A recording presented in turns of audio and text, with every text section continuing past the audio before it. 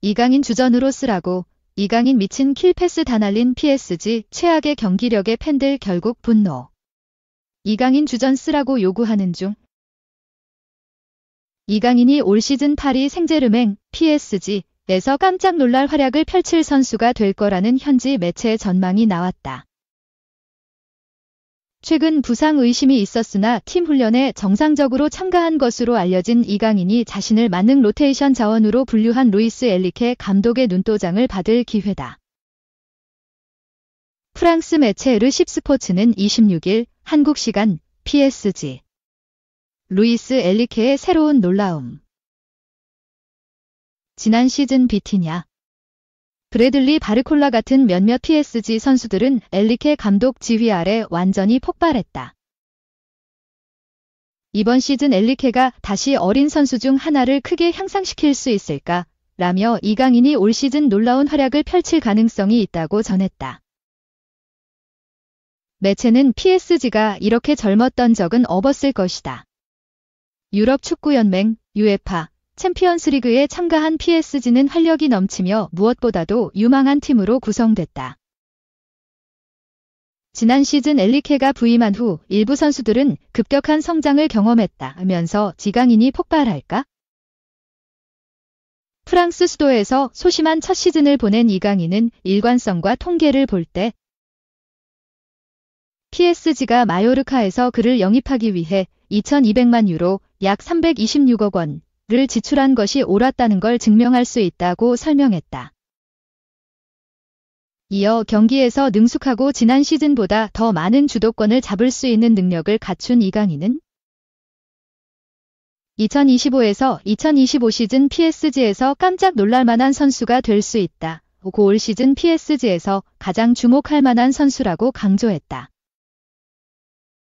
지난해 여름 PSG에 입단한 이강인은 입단 초기 부상과 아시안게임 차출로 많은 기회를 얻지 못했고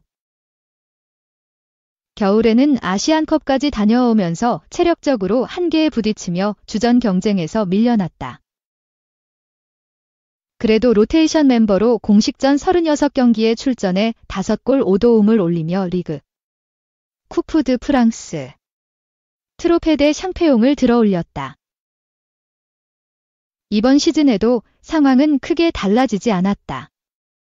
개막전서 선발 출전했으나 2라운드부터는 교체로 출전했다. 개막전 2라운드 2경기 연속골을 기록하고도 출전 시간이 줄어드는 기이한 상황과 마주했다. 이에 대해 엔리케 감독은 이강인은 내가 오기 전부터 있었던 선수라며 왜 이강인을 선발로 쓰지 않느냐고. 결국 내가 하는 일이 불공평하고 부당한 일이기 때문이다. 그날 지로나전 출전한 16명의 선수들 모두 선발 출전할 자격이 있었으나 선발로 나서는 건 11명뿐이다. 난 시즌 내내 불공평할 것이라며 이강인이 주전 자원은 아니라고 선을 그었다. 그러면서 라리가에서부터 그를 잘 알고 있었다. 특별하고 뭔가 다른 걸 갖고 있는 선수다. 우리 팀 방식에 잘 맞고 공 소유 여부를 떠나 영리하다면서 여러 포지션을 소화할 수 있고 다재다능하며 신체적으로 강하고 기술도 좋다.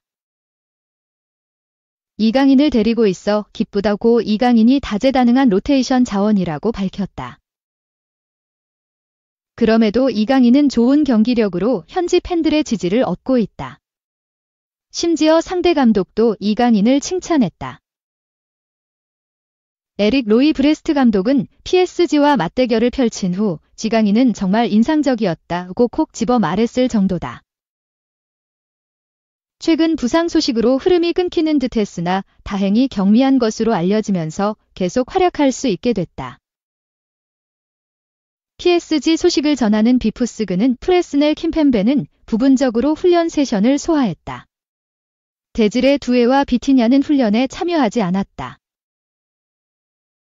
반면 이강인에게는 모든 일이 순조롭게 진행되고 있다. 랭스전에서 영향을 받았지만 훈련 세션을 전체 다 소화했다면서 이강인의 몸 상태에 문제가 없다고 설명했다. PSG는 오는 28일 홈구장 파르크 대 프랭스에서 스타드 렌과 2024에서 2025 시즌 리그 1 6라운드 맞대결을 앞두고 있다. 이강인이 다시 한번 선발로 나서 현지 언론의 예상대로 깜짝 놀랄만한 활약을 선보일지 기대를 모은다. 이 이강인 짝꿍으로 PSG 아직 야말 포기 안 해 지구상 최고 연봉 줄게. 스페인 제엘 나시오날은 26일 한국 시간 PSG는 바르셀로나 윙어 야말 영입을 위해 1억 유로 약 1,481억 원 이상 쓸 계획이다. 야말에게 이 행성 최고 연봉을 약속할 생각도 있다고 전했다. 야말은 차세대 발롱도르 수상자로 지목되는 바르셀로나 공격수다. 2007년생인데 이미 세계 최고 선수로 평가된다. 바르셀로나 최연소 출전. 최연소 라리가 우승. 라리가 최연소 득점과 도움. 수페르코파 대 에스파냐 최연소 출전과 득점. 코파델 레이 최연소 득점. UEFA 챔피언스 리그, UEFA 최연소 선발과 도움. 유로 최연소 출전과 득점과 도움. 스페인 대표팀 최연소 출전과 도움 등 열거하기도 끝이 없는 기록을 보유했다. 지난 UEFA 유로 2024에서 본선 7경기에 출전해 한 골 4도움을 올리면서 베스트 영 플레이어상을 받았다. 스페인은 우승을 했다. 이번 시즌 바르셀로나에서도 한지 플릭 감독 아래에서 주전으로 뛰면서 4경기 한 골 4도움을 기록했다. 그러면서 역대 최연소 발롱도르 후보가 됐다. 2011년 19살에 발롱도르 후보가 된 네이마르 기록을 13년 만에 깼다. 최고의 선수가 된 야말을 PSG가 원한다. PSG는 최근 들어 젊은 선수들을 영입하며 기조를 바꿨다. 나이가 든 선수들을 내보내고 유망주들을 수급하며 새 팀을 만들고 있다. 브래들리 바르콜라, 주앙 네베스, 데즈레 두에 등이 영입됐으며 이강인도 같은 맥락 속 영입됐다. 일부 선수들을 제외하면 대부분 10대 후반에서 20대 초반 나이대로 스쿼드가 구성 중이다. 야말 프로필은 PSG에 매우 매력적이다. PSG는 매 이적 시장마다 야말을 노렸다. 거액의 이적료도 제안을 했는데 바르셀로나 완강한 거절에 부딪혔고 야말 마음도 돌리지 못했다. 야말은 바르셀로나에 충성 맹세를 했는데 PSG는 다시 한번 야말에게 다가가고 있다. 초고액 연봉. 엄청난 이적료도 마다하지 않을 것이다. 이번엔 야말의 마음을 흔들 수 있을지 주목된다. PSG는 바르셀로나에게 재정적 문제에 부딪히고 있는 걸 파고들 예정이다. 야말은 올 시즌도 바르셀로나에서 최고의 활약을 하고 있다. 5경기 연속골 금바페. 겨우 적응했는데 3주 아웃 전망의 클라시코까지 회복 가능할까? 레알 마드리드는 25일 리하 한국 시간 공식 홈페이지를 통해 레알 마드리드 메디컬 서비스에서 킬리안 음바페를 검사한 결과 왼쪽 햄스트링 부상 진단을 받았다. 경과를 지켜봐야 한다라고 발표했다. 음바페는 세계 최고의 공격수로 꼽힌다. 에즈 모나코에서 데뷔해 파리 생제르맹 PSG에서 성장하는 동안 꾸준히 레알 마드리드와 연결됐다. 그러나 실제로 이적까지 이어진 경우는 없었다. 지난 여름 이적 시장부터 분위기가 바뀌었다. 음바페가 PSG와 재계약을 거부했다. PSG는 프리시즌 제외, 2군 강등 등 음바페의 마음을 돌리려고 했으나 실패했다. 그렇게 음바페가 이번 여름 이적 시장을 통해 음바페가 레알 마드리드에 합류했다. 입단 초반엔 음바페의 활약이 다소 저조했다. 유럽 축구연맹 UEFA 슈퍼컵에서 아탈란타를 상대로 득점을 기록하며 최고의 데뷔전을 치렀다. 동시에 레알 마드리드 소속으로 첫 트로피를 들기도 했다. 이후 스페인 라리가에서 초반 3경기 동안 데뷔골을 넣지 못했다. 시간이 지나면서 조금씩 적응하고 있는 모습이다. 음바페는 지난 라리가 4라운드 레알 베티스전 멀티골을 시작으로 4경기 연속 골을 기록했다. UEFA 챔피언스리그까지 합치면 5경기 연속 득점이다. 지난 25일 라리가 7라운드 데포르티보 알라베스와 경기에서도 음바페의 발끝이 빛났다. 전반 40분 음바페가 주드 벨링엄과 패스를 주고받은 뒤 득점에 성공했다. 그런데 문제가 생겼다. 경기 후 레알 마드리드 카를로 안첼로티 감독은 음바페는 약간의 부담이 있다.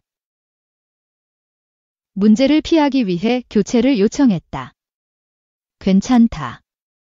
음바페를 포함해 모두가 잘하고 있다라고 이야기했다. 당분간 휴식이 필요하다. 레알 마드리드에 따르면 음바페는 햄스트링에 문제가 있다. 영국 디 애슬레틱은 음바페가 왼쪽 다리에 부상을 입었다. 3주 정도 결장할 것이다 라고 전망했다. 음바페는 오는 30일 열리는 아틀레티코 마드리드와 마드리드 더비에 결장할 가능성이 높다. 끝이 아니다.